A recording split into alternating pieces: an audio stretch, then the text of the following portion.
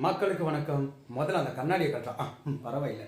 சில விஷயங்களை நம்ம அண்ணன் மாடுலேஷனில் சொன்னால் தான் நல்லாயிருக்கும். அதில் இது என் பொண்ணு கண்ணாடி, கொஞ்சம் ராசியான கண்ணாடி. அதாவது நம்ம அண்ணாவோட ஆடியோ லான்ச்சில் பதவியேற்பு விழாவில் சும்மா கோட்டு போட்டு சும்மா பீஸ்ட் மோடில் வந்து நம்மலாம் பீஸ்ட் வைப்ஸில் வச்சுட்டு போக, அடுத்த நாளும் சட்டசபையில் கோட்டு போட்டு உட்காந்துருக்காரு.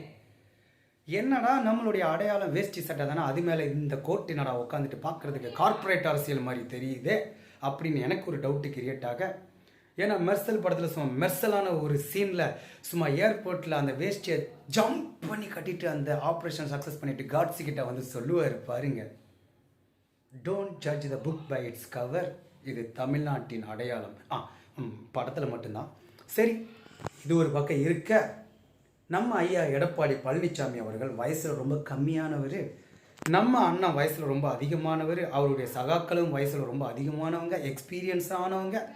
அவங்க முன்னாடி வந்து வணக்கம் சொல்ல, நம்ம அண்ணனுடைய கையும் காலும் தலையும் எதுவும் அசையலை.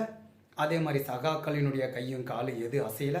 யாரோ பின்னாடி 2-3 பேர் சடனாக இது தமிழ்நாட்டினுடைய மரபு இல்லை அப்படின்னு சொல்லி அவன் வணக்கங்க அப்படின்னு சொல்ல, இதெல்லாம் பார்க்கும்போது எனக்கு ஒரு டவுட், என்னடா இதுக்கு பேர் தான் பிறப்புக்கும் எல்லா உயிருக்கும் சமமோ அப்படின்னு எனக்கு ஒரு டவுட்டு.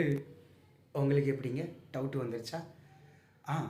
என்னன்னா இதில் ஒரு சைக்காலஜிக்கலான மார்க்கெட்டிங் டவுன் இருக்குது. என்னன்னா நம்ம அண்ணாவை எப்பயுமே அந்த கோட்டு சூட்டு போட்டு பீஸ்ட்டு மோடில் பார்த்துட்டு கடைசியாக வேஷ்டி சட்டையில் பார்த்து ஒரு அரசியல் தலைவராக பார்த்தீங்கன்னா பார்த்தவங்க அப்படி பார்ப்பீங்க. இங்கேயே சைக்காலஜிக்கலாக மார்க்கெட்டிங் டவுன் ஆகுதா? அதுக்கு அடுத்தபடியாக பார்த்தீங்கன்னா ப்ரெஸ் மீட்டு கொடுத்துட்டாருன்னு வச்சுக்க, பார்த்தவங்க அப்படி பார்க்க ஆரம்பிச்சிருங்க. ஸோ நம்ம அண்ணாவை என்ன பண்ணக்கூடாதுன்னா சைக்காலஜிக்கலாக மார்க்கெட்டிங் டவுன் ஆகாமல் பார்த்துக்கணும் அப்படின்ற மாதிரியும் ஒரு டவுட் இருக்குது எனக்கு அந்த கோட்டுக்கு பின்னாடி. ஸோ பார்க்குறதுக்கு நம்மளுடைய அடையாளம்லாம் எப்படி அழிக்கப்படுதுன்னா இப்படி தான் அழிக்கப்படுது அப்படின்னு ஒரு டவுட் எனக்கு கிரியேட் ஆகுது.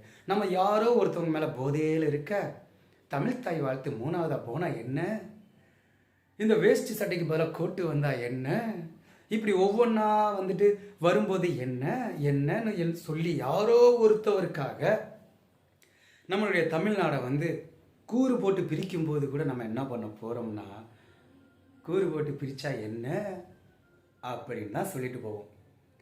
இந்த வீடியோவை பற்றி நீங்கள் என்ன சொல்ல வரீங்க நண்பா நண்பிகளே? நம்ம என்றைக்குமே நம்ம அண்ணனுக்கு தான். ஏன்னா நம்ம அண்ணன் மீது நாம் அன்பு செய்யலை, போதையில் இருக்கிறோம். கரெக்டாக?